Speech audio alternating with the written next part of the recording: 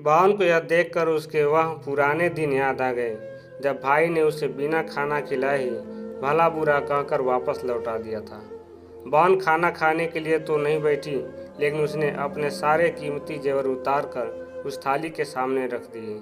बहन का ऐसा व्यवहार देखकर सभी हैरान थे। किसी को नहीं समझ में आ रहा था कि बहन ऐसा क्यों कर रही है। आखिर वह क्यों उन जेवरों को खाना खिला रही है। जब सभी ने उससे पूछा कि वह क्यों ऐसा कर रही है, तब बहन ने सबके सामने बताया कि एक गांव में एक साहूकार रहता था। साहूकार बहुत पैसे वाला था। पास पड़ोस के गांव में उसका बड़ा नाम था, परंतु इस साहूकार को अपने पैसों, रुतबे और अपने नाम का बड़ा ही घमंड था।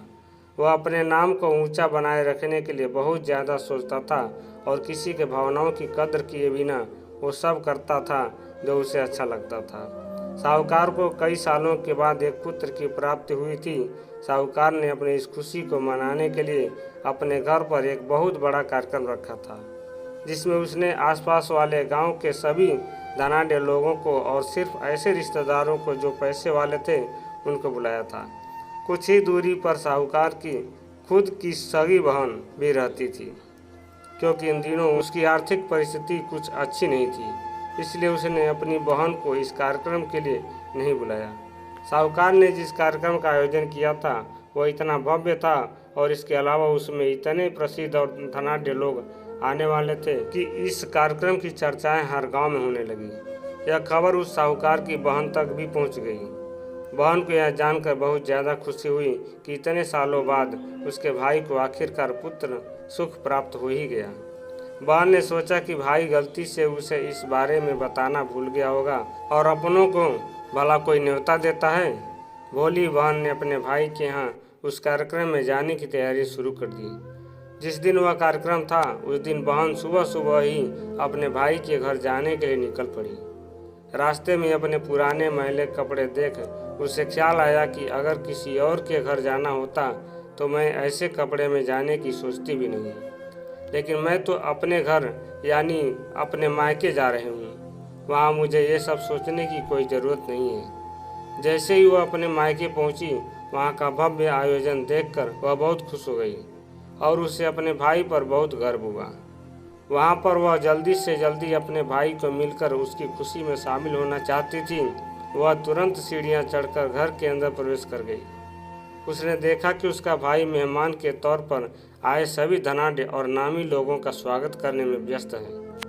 बहन जैसे ही अपनी भाई की तरफ उससे मिलने के लिए बढ़ी, उसके भाई की नज़रें उस पर पड़ गई और अपनी बहन को ऐसे मैले पुराने कपड़ों में देखकर भाई ने उससे मिलना तो दूर बल्कि तुरंत बहाना बनाकर वहाँ से निकल गया।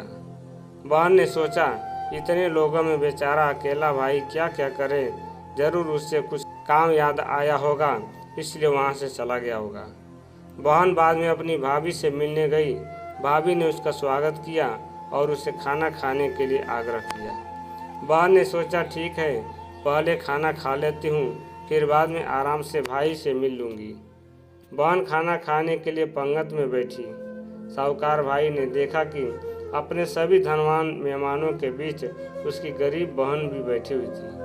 सभी कीमती पोशाक पहने लोगों के बीच उसकी बहन जो पुराने मैले कपड़े पहनकर बैठी थी, यह साहूकार से देखा नहीं गया। उसने अपनी बहन को अपने पास बुलवाया, भला बुरा सुनाया और वहाँ से जाने के लिए बोला। बहन ने अपने सपने में भी नहीं सोचा था कि उसके साथ कभी ऐसा व्यवहार भी हो सकता है, और वह भी उसके खुद के मायके में। अपना अपमान होने के बाद बहन तुरंत अपने घर ससुराल जाने के लिए चल पड़ी। बहन इस बात को पचा ही नहीं पा रही थी कि उसके अपने भाई ने उसके साथ इतना बुरा व्यवहार किया। उसकी आंखों से आंसू नहीं थम रहे थे।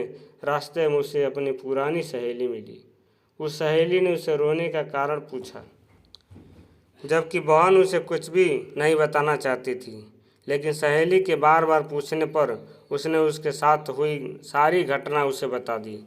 उसकी सहेली एक समझदार महिला थी और काफ़ी प्रैक्टिकल सोचने वाली थी। उसने कहा, अगर तुम मेरी बात मानो तो एक दिन तुम्हारा भाई खुद तुम्हें अपना यहाँ बुलाएगा और तुमसे माफ़ी मांगेगा। बहन ने उसे कहा कि मैं तुम्हारी हर बात मानूंगी, बताओ मुझे क्या करना होगा। दोस्त ने कहा कि तुम इस अपमान को, इस दुख को एक दिशा दे दो और कोई गृह उद्योग शुरू कर दो। उसमें इतनी मेहनत करो कि उस काम में तुमसे अच्छा कोई भी ना जानता हो। बहन को अपने दोस्त की बात सही लगी। उसने घर पहुंचकर अपने आंसू पोंछकर उसी दिन से एक गृह उद्योग शुरू किया। उसने दिन रात मेहनत की, अपने साथ कई और गांव के महिलाओं को जोड़ा और देखते ही देखते उसका गृह उद्योग चल पड़ा। कुछ ही सालों में आसपास के 50 गांव में उसका नाम और रुतबा काफ़ी बढ़ गया था और अब वह पैसों के मामले में अपने भाई से भी ज़्यादा बड़ी बन गई।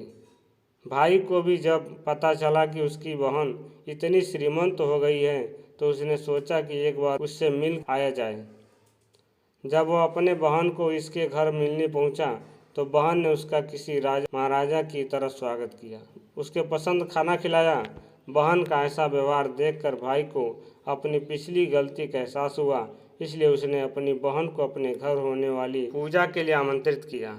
कुछ ही दिनों बाद बहन अपने भाई के यहाँ उस पूजा के लिए पहुँच गई। जैसे ही बहन अपने भाई के घर पहुँची, उसका भाई उसके स्वागत के लिए दरवाजे में ही खड़ा था। बहन अपने महंगी गाड़ी में आई थी। उसने बहुत कीमती साड़ी और उससे भी ज़्यादा कीमती गहने पहन रखे थे। बहन का ऐसा ठाट बाट देखकर सिर्फ भाई नहीं बल्कि उसका पूरा गांव दंग रह गया। भाई दौड़ कर आया और बहन की गाड़ी का दरवाज़ा खोलकर उसे बाहर आने के लिए कहा और बड़े प्यार से उसे पूजा का प्रसाद ग्रहण करने के लिए बुलाया। बहन को इस बार 12 पकवान परोसे गए थे। चांदी की थाली में उसे खाना दिया गया था और साथ में एक सोने की चम्मच भी रखी गई थी। उसके बैठने के लिए बेशकीमती पाट रखा गया था। बहन को यह सब देखकर उसके वह पुराने दिन याद आ गए जब भाई ने उसे बिना खाना खिलाए ही भला बुरा कहकर वापस लौटा दिया था। बहन खाना खाने के लिए तो नहीं बैठी, लेकिन उसने अपने सारे कीमती जेवर उतार कर उस थाली के सामने रख दिए। बहन का ऐसा व्यवहार देखकर सभी हैरान थे। किसी को नहीं समझ में आ रहा था कि बहन ऐसा क्यों कर रही है। आखिर वह क्यों उन जेवरों को खाना खिला रही थी।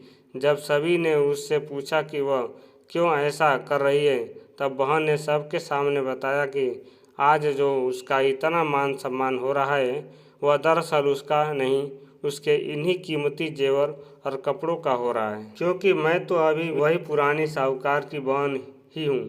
अगर कुछ बदला है तो वह मेरी परिस्थिति है, मेरे कपड़े और गहने हैं। भाई ने अपनी गलती का एहसास होने पर इस बार अपनी बहन के पैर पकड़कर माफ़ी मांगी। बहन जो पहले भी अपनी भाई से निस्वार्थ प्रेम करती थी, उसने अपने भाई को माफ़ कर दिया और उसे गले से गला लगा लिया। दोस्तों, पैसे सिर्फ हमारे जीवन को सरल बनाने के लिए है, जबकि रिश्ते जीवन में मिले किसी वरदान की तरह हैं।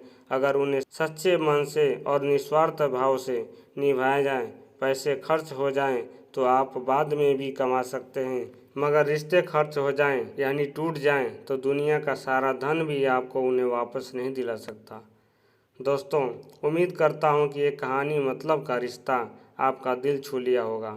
अगर ऐसा है तो वीडियो को लाइक करें और चैनल को सब्सक्राइब करें, साथ में बेल वाले बटन को ज़रूर दबाएं। पूरा वीडियो देखने के लिए आप सबको बहुत बहुत धन्यवाद। आपका दिन शुभ हो।